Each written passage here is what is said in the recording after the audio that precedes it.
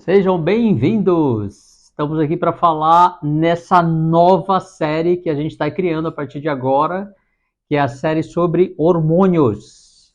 E por que falar de hormônios? Porque os hormônios eles estão com um problema grave na nossa comunidade. Tem gente que está falando de um jeito, tem gente que está falando de outro jeito e está confundindo a cabeça de todo mundo. Então, a ideia de criar essa série, que nem era uma intenção específica nesse momento, é de logo posicionar o Instituto em relação ao que está acontecendo. Por que tem tanta divergência? Parece que os médicos estudaram em universidades separadas e cada um entendeu de um jeito.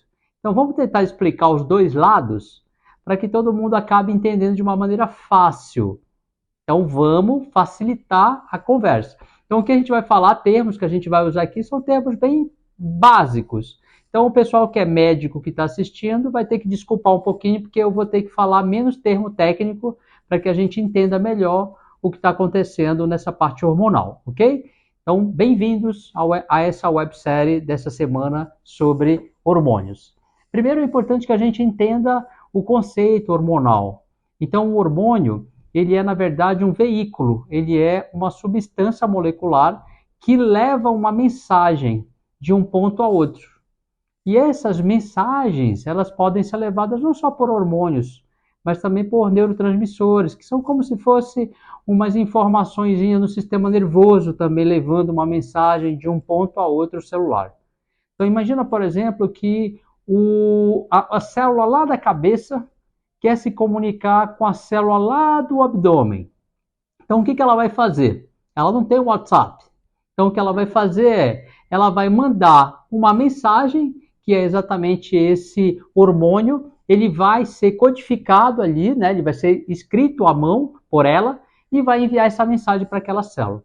Quando essa mensagem chegar naquela célula, que é o hormônio, aquela célula vai ler e vai executar aquilo que foi solicitado, ok? Então imagina que a ordem é, olha, é o seguinte, produz aí o hormônio X, porque aqui em cima a gente está sentindo que você está com dificuldade dessa produção.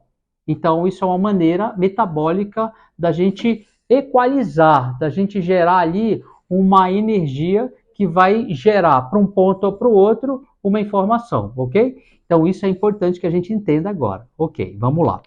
Outro ponto importante, esse conceito ele vem de muito tempo, só que ele está sendo e foi muito estudado.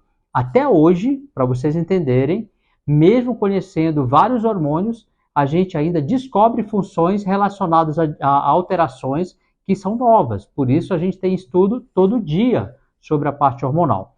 Quem é o médico que fala sobre isso? Basicamente, o endócrino. O endócrino é o médico que geralmente fala sobre hormônios. Mas tudo que é hormonal é do endócrino? Não necessariamente. Tem coisas que o ginecologista pode avaliar, tem coisas que o nefrologista pode avaliar, e isso pode estar relacionado diretamente com o hormônio na área dele. Então, não necessariamente o endócrino vai trabalhar com tudo. Lembra, a medicina é muito extensa. Não dá para um único médico ou única especialidade entender de tudo. Por isso é fracionado. Então, vamos pensar assim. Se tudo é fracionado, aí vem a divergência, porque um médico pensa de um jeito, o outro médico pensa de outro, e a gente começa a ter conceitos diferentes. O que eu falei é que a gente tem muito estudo em cima de vários hormônios. Então, que tipo de hormônios a gente tem? A gente tem hormônios, por exemplo, que são ditos sintéticos e hormônios que são ditos bioidênticos. São termos, nomenclaturas, são maneiras de se falar. Bom, qual é a diferença básica entre eles? Lembra que eu estou fazendo uma aula de leigo. Eu estou falando de uma maneira bem fácil de entender. Bom, o hormônio sintético, ele é produzido no laboratório. Então a indústria farmacêutica vai lá e prepara o hormônio para sua tiroide. O hormônio para ajudar a tirar açúcar da corrente sanguínea. O hormônio para trabalhar a questão de funções ali no sistema digestivo. Então, a indústria farmacêutica prepara esse hormônio, ok? E tem o hormônio que é dito bioidêntico. O bioidêntico, ele é natural, ele é tirado de vegetais, só que ele é muito mais parecido com o hormônio que a gente tem no corpo. Por isso ele é dito natural, por isso ele é dito bioidêntico, igual o biológico, igual o seu, diferente do sintético. O sintético também é um tipo, mas ele não é natural. Lembra, ele foi sintetizado, ele foi elaborado lá dentro do laboratório, ok? Bom, vários estudos, lógico, foram feitos para o hormônio sintético. E aí, quando você vai trabalhar tireoide, por exemplo, e usa um hormônio ali para tireoide, como por T4, exemplo, ele vai atuar especificamente ali nos pontos para ajudar a sua tireoide na função dela, já que ela está deficiente. Ou tem pacientes que tiram a tireoide e ficam dependentes desse hormônio o tempo todo. Ok, ele faz a função. Assim também atua lá na parte ovariana quando a mulher entra em menopausa. Às vezes tem essa reposição para ajustar. Qual é o problema? O problema é que outros estudos mostraram que existe risco com o hormônio sintético. Qual o risco? Risco de evoluir para câncer, risco de evoluir para disfunções, risco de evoluir para disfunções graves.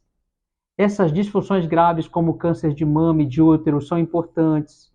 Então a gente tem ali alterações. Ok. O hormônio bioidêntico, ele não tem esse risco nesse grau. Qual é o grau? É um grau pequeno, mas é um grau que gera problema. Quando você vai para o bioidêntico, a gente tem menos risco. Por quê? Porque ele é igual o seu. Ok. Então a gente tem a diferença básica entre os dois. Agora, como é que isso atua no corpo? O sintético, ele vai atuar trabalhando mais em clássicos de doença. O bioidêntico, ele está sendo muito trabalhado para a questão estética e para a questão também hormonal, na parte de andropausa para homem e menopausa para mulher. Bom, para quem não sabe o que é menopausa, é um período onde normalmente os hormônios que a mulher produz vão baixar. E aí vão trazer sintomas como calor muito forte, que é repentino, como suor excessivo, principalmente na cabeça e no pescoço, como ressecamento na pele, como se estivesse desidratando a pele. As mucosas começam a ficar mais secas, então dá tosse, dá coceira nos olhos, a garganta fica irritada. Tem também outras alterações que são na questão, por exemplo, da energia sexual e também na questão da psicológica, como, por exemplo, a questão relacionada à irritabilidade, estresse, enfim. O bioidêntico, ele foi feito, então, para ajustar isso, mas de forma equilibrada, contando que é natural. O sintético tenta entrar nessa parte também, mas o problema é o risco que ele traz, porque ele não é tão igual. E se você perguntar, ué, mas os dois não são hormônio? Por que dá problema? O problema é assim, ó. Vamos lembrar. Lembra que lá aquela célula escreveu uma mensagem para outra. Quando essa mensagem ela é bioidêntica, ela é igual a que você tem, aquela mensagem é exatamente lida pela outra célula dessa forma. Então, é para fazer isso, ela vai fazer. Agora, quando você faz isso no nível laboratorial, essa mensagem pode não ser exatamente lida pela célula dessa forma. Então, vamos imaginar que houve um erro na codificação. E aí chega lá para aquela célula escrito assim, ó, é para você replicar sem parar. Aí ela vai replicar sem parar e vai dar câncer. Exemplo. Então, essa é a maneira mais fácil que eu tenho para fazer você entender. Ok. Vamos imaginar, então, que agora aconteceu de você evoluir para um processo de menopausa, andropausa dos homens, quando os hormônios hormonais dos homens também, principalmente o hormônio testosterona cai. Aí ele evolui para disfunções, por exemplo, ele perde ali a força muscular, ele tem problema com a parte sexual, ele começa a ter disfunção sexual, ele perde também o interesse, ele começa a ter enfraquecimento ali de tônus, ele começa a ter perda de tecido, principalmente tecidos relacionados à parte de pele, como enfraquecimento do cabelo, da unha, enfim. Então, essas disfunções levam a pessoa a procurar um atendimento. Quando o médico entende que aquilo está alterado, ele pode ali agir nessa ação dele, que ele vai avaliar os hormônios, é a hora que ele faz os ajustes. Bom, a maioria vai optar pelo bioidêntico, porque vai trazer menos risco. Então, essa é a diferença básica entre os dois hormônios. Como é que a gente vai trabalhar agora nas outras sessões, nos outros episódios? Eu vou explicar para você nos outros episódios aqui, por exemplo, qual é a relação desses hormônios com os suplementos. Como é que, por exemplo, os suplementos vão agir em cima disso? Por quê? Porque tem a nutrigenética. Existe a parte genética que está relacionada a isso. Esse hormônio vai atuar numa parte que tem relação com o suplemento, que pode ter ou não aquela função desenvolvida da mesma forma. Isso vai variar de um paciente para outro.